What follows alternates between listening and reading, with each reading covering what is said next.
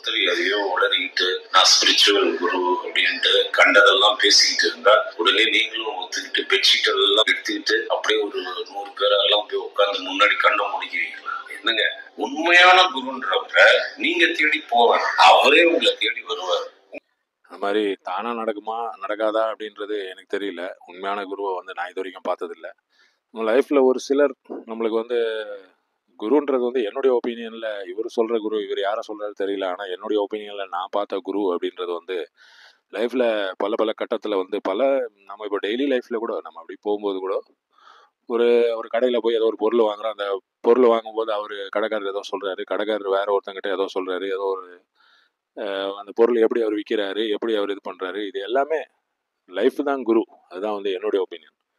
இதனால இது ஒரு கான்டாக்டே இல்லாம ஒரு ஒரு கண்டென்ட் ஏதோ ஒன்று பேசுறானே இவன் அப்படின்னு நினைக்காதீங்க. செல்வராகவன் வந்து நம்ம சென்னையில் நடந்த இந்த மார் விஷ்ணு அப்படின்ற அந்த இவர் இருக்கார் இல்லைங்களா, அவர் இப்போ ஜெயிலில் இருக்காருன்னு நினைக்கிறேன்.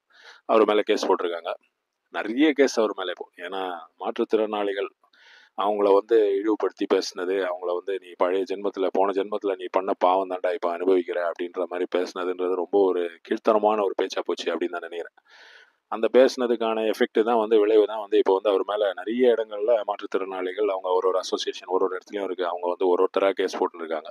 ஒரு ஜில்லாவிலையும் கேஸ் போட்டால் தமிழ்நாட்டில் எத்தனை ஜில்லா இருக்குன்னு உங்களுக்கு தெரியும். அத்தனை ஜில்லாவுக்கும் நீங்கள் போய் அந்தந்த கோர்ட்டில் அந்தந்த இதில் அதுதாங்க இந்தியாவில் இருக்கிற ஒரு லா அப்படின்றது. இப்போ ஒரு கேஸ் அங்கே இருக்குது அப்படின்னா அதே கேஸ் தாங்க இது அப்படின்னு சொல்ல முடியாது. இங்கே ஒரு கேஸ்னால் நீங்கள் அங்கேயும் போய் தான் ஆகணும். போலீஸ் ஸ்டேஷன்லேருந்தோ இல்லை கோர்ட்லேருந்தோ உங்களுக்கு சமன் வந்ததுன்னா நீங்கள் ஆஜராகி தான் ஆகணும். இல்லைனா வந்து உங்களுக்கு உங்கள் மேலே வந்து அரெஸ்ட் வாரண்ட் வரும்.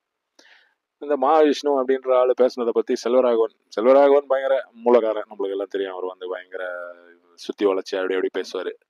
இதில் வந்து ஆனால் சிம்பிளாக தான் சொல்கிறாரு. ஆனால் அதில் அவர் சொல்கிறதனுடைய ஒரு உள்ள அர்த்தம் ஒன்று இருக்குது. என்ன சொல்கிறாருன்னா, நீங்கள் வந்து ஒரு குருவை தேடி போக வேணாம், இந்த டிவியில் அட்வர்டைஸ்மெண்ட் பண்ணுறவனெல்லாம் குருன்னு நீங்கள் நினைப்பீங்களா அப்படின்னு கேட்குறாரு. அது வந்து உண்மையான விஷயம். ஏன்னா டிவியில் அட்வர்டைஸ்மெண்ட் பண்ணுறவன் அவன் பணத்துக்காக தானே பண்ணுறான். அது வந்து அதில் போய் உட்காடுறவங்களும் சில்லறக்காரங்க கிடையாது. அவங்க வந்து நல்லா 10,000 20,000 அந்த ஒரு செஷனுக்கு வந்து போய் கொடுத்துட்டு தான் போய் மகாவிஷ்ணுவோடைய செஷனில் போய் உட்காடுறாங்க. ஒரு 1 hour செஷன்னா அதுக்கு ஒரு 10,000 20,000 பேமெண்ட் பண்ணி தான் அவர் அந்த மாதிரி அந்த ஆள் மார்க்கெட்டிங் பண்ணி. அந்த பையன் சின்ன பையன் தானே, இப்போ 30 வயசு இருக்கான். அவர் வந்து அவரையே விஷ்ணு அவர் வந்து அவதாரம் அப்படின்ட்டுலாம் சொன்னால் எனக்கு அதில் நம்பிக்கை கிடையாது. அதனால நான் அவரை வந்து சின்ன பையன் அப்படின்னு நான் சொல்லுவேன். ஸ்டாண்டப் காமெடி எல்லாம் பண்ணியிருந்தவன் திடீர்னு வந்து போதி மரத்துக்கு அடியில் நான் உட்காந்தேன், இல்லை ஏதோ ஒரு மரத்துக்கு அடியில் உட்காந்தேன்ற மாதிரி நான் இப்படி ஸ்பிரிச்சுவலாக பேசுவேன், நான் இப்படி பேசுவேன். ஏன்னா அதில் பணம் இருக்குதுன்றதை புரிஞ்சுக்கினார். ஏதோ ஒரு ரூட் அவருக்கு அமைஞ்சிருக்கு. அதனால அவன் வந்து அதை புரிஞ்சுக்கின்னு அந்த மாதிரி ஒரு லைன்ல போயின்னு இருக்கான். ஆனால் போயின்னு இருக்கும்போது இது வந்து அவன் பண்ணது பரம்பொருள் ஃபவுண்டேஷனுக்காக ஒரு ஆட் மாதிரி பண்ணானா. ஏன்னா இப்போ வந்து இந்தியா ஃபுல்லாக ஃபேமஸ் ஆயிட்டான்ல. இப்போ நார்த்லலாம் ஃபேமஸ். சனாதன தர்மத்தில் இருக்க பிரச்சனைகளெல்லாம் நான் ஒழிப்பேன் அப்படின்னு சொன்னது உதயநிதி அப்படி சொன்னதை மாற்றி வந்து சனாதனத்தையே நான் ஒழிப்பேன்னு சொன்ன மாதிரி அதை மாற்றிட்டாங்க. மாற்றி அது வந்து எவ்வளோ தூரத்துக்கு உதயநிதிக்கு ஒரு மைலேஜ்ன்றது நீங்கள் வந்து அந்த டைமில் அந்த இதை ஃபாலோ பண்ணியிருந்தீங்கன்னா உங்களுக்கு புரியும். நார்த்து மீடியாவில் நம்ம ஃபுல் இந்தியாவில் வந்து east to west north to சவுத்துன்னா மாதிரி எல்லா இடத்துடைய நியூஸ்லேயும் அவர் வந்து ஒரு நாள் நின்னார், ஒரு 4 நாளாவது நின்னாருன்னு வைங்க. ஏன்னா மோடி வரைக்கும் வந்து அதுக்கு எதிர்ப்பு தெரிவித்தாங்க. மோடி சார் மாதிரி ஒரு பிரைம் மினிஸ்டர் வந்து ஒரு ஆள் வந்து ஒரு விஷயத்துக்கு எதிர்ப்பு தெரிவிக்கும் போது அந்த சர்ச்சைக்குரிய விஷயம் சொன்ன ஆள் வந்து பெரிய ஆள் ஆகிறாருன்றது அவங்களுக்கு தெரியாது. அது எப்படியோ போட்டோம், அதை விட்டுருவோம். இந்த மகாவிஷ்ணு அப்படின்ற இந்த பையன் அவன் பண்ணது வந்து இதுதான், அதாவது ஃபேமஸ் ஆகணும் அப்படின்றதுக்காக பண்ண மாதிரி தான் எனக்கு தோணுது. ஆனால் இப்போ ஜெயிலில் உட்காந்து இருக்காப்புல, பெயில் கிடச்சிச்சான்னு தெரியல. எப்படியும் வந்து அவர் அரெஸ்ட் பண்ணதை பற்றி நிறைய பேர் குற்றம்லாம் சொல்கிறாங்க. ஏன்னா வந்து அவர் வந்து எக்ஸ்பிளைன் பண்ண தானே வந்தார், அவர் அரெஸ்ட் பண்ண வேண்டிய அவசியமே இல்லையே. இப்போ ஒரு ஆள் இவ்வளோ தப்பாக பேசிட்டு நான் இங்கே தாங்க இருக்கேன், நான் எங்கேயும் போகல, நான் தப்பு பண்ணல அப்படின்னு சொல்லும்போது சட்டம் ஒழுங்கு அப்படின்னு ஒன்று இருக்குல்ல, அவனால் வந்து இப்போ தமிழ்நாட்டில் அங்கங்கே பற்றி எரிஞ்சுதா, அங்கங்கே வந்து இந்து முஸ்லீம் இல்லை மாற்றுத்திறனாளிகளும் நல்லா இருக்கிறவங்களும் சண்டை போட்டுக்கினாங்களான்றதெல்லாம் வந்து மேட்ரு கிடையாது. இந்த மாதிரி ஒரு விஷயம் பேசினது தப்பு தானே. அப்போ அதுக்கு அரெஸ்ட் பண்ணுறதுன்றது அது முறை தான் அப்படின்னு தான் நான் நினைக்கிறேன். செல்வராகவன் சார் சொன்னதும் நல்ல ஒரு பாயிண்ட் தான். அதாவது லைஃப்பில் வந்து நம்மளுக்கு குருவங்க வந்து எல்லா இடத்துலையும் இருக்காங்க. குருன்றது ஒரு தனியாக ஒரு ஆள் வந்து உங்களுக்கு சொல்லிக் கொடுக்கணும்னு இல்லை. உங்களுடைய சின்ன குழந்தை கூட உங்களுக்கு வந்து ஒரு விஷயம் சொல்லிக் கொடுக்கலாம். அந்த குழந்தை வந்து ஒரு விஷயம் அது வந்து நடந்துக்கும் போது நானே வந்து பார்த்துருக்கேன். நிறைய பேர் இது மாதிரி ரொம்ப வெக்ஸாலாம் உட்காந்துருப்பாங்க.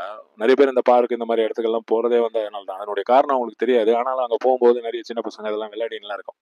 சின்ன பசங்க விளையாடும் போது என்ன ஆகும்னா அவங்க வந்து ஒரு ஹாப்பியாக விளையாடுவாங்க. அவங்க வந்து எந்த டென்ஷனுமே இல்லாமல், அதாவது நாளைக்கு என்னன்றதே அவங்களுக்கு தெரியாது. அதுதான் வாழ்க்கை. உண்மையில சொன்னால் அதுதான் வாழ்க்கை என்னுடைய ஒரு ஒப்பீனியனில். இப்போ நாளைக்கு என்ன நடக்கும்ன்றத நினச்சி பயந்து பயந்து பயந்து வாழ்றதுன்றது ஒரு வாழ்க்கையே கிடையாது. நம்ம வந்து அப்படியே நம்ம டெய்லி டெய்லி ஒரு ஒரு நிமிஷமும் நம்ம வந்து செத்துன்னு இருக்க மாதிரி தான் அது. நம்ம சந்தோஷமா ஜாலியா இருக்கிற லைஃப்பை நல்லா சின்ன பசங்க மாதிரி, அதுக்கு நீங்க சின்ன பசங்க மாதிரி ரோட்ல போய் இதுல தண்ணியில குச்சி விளையாடுங்க நான் சொல்ல, அப்படி விளையாடினாலும் தப்பு கிடையாது. அப்படி விளையாடுறவங்களும் இருக்கிறாங்க. ஆனா ஒரு எல்லாத்துலயும் ஒரு கண்ட்ரோல் வச்சுன்னு மற்றவங்களுடைய மனசை புண்படுத்தாம சந்தோஷமா இருக்கிறது தான் வாழ்க்கை அப்படின்னு தான் நினைக்கிறேன். அதை வந்து அதை வந்து சின்ன பசங்க கற்றுக் கொடுக்குறாங்க வயசானவங்களுக்கு. ஆனா வயசானவங்க எல்லாரும் அதை கத்துக்கிறது இல்லை. அந்த மாதிரி ஒரு ஒரு இடத்துலயும் வந்து குரு அப்படின்றது இருக்கிறாங்க. நம்ம வந்து தேடி போக வேணாம்னு அவர் சொன்னதுடைய அர்த்தம் அதுதான்.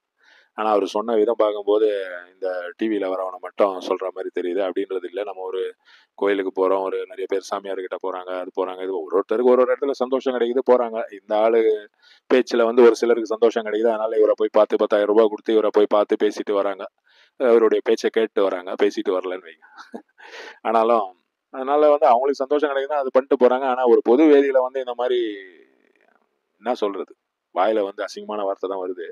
ஆனாலும் அது வந்து ஒரு சோஷியல் ஒரு பிளாட்ஃபார்ம்ல சொல்ல முடியாதுன்றதுனால நான் அடக்கிக்கிறேன். அந்த ஆள் சொன்னது வந்து அவன் ரொம்ப தப்பான, ரொம்ப ஒரு கீழ்த்தரமான ஒரு பேச்சு. உண்மையிலேயே மகாவிஷ்ணு வந்தா கூட அவர் வந்து இந்த பேச்சை கேட்டு அப்ரிஷியேட்லாம் பண்ண மாட்டார். இவன் தலையில் 2 கொட்டு தான் வைப்பார்.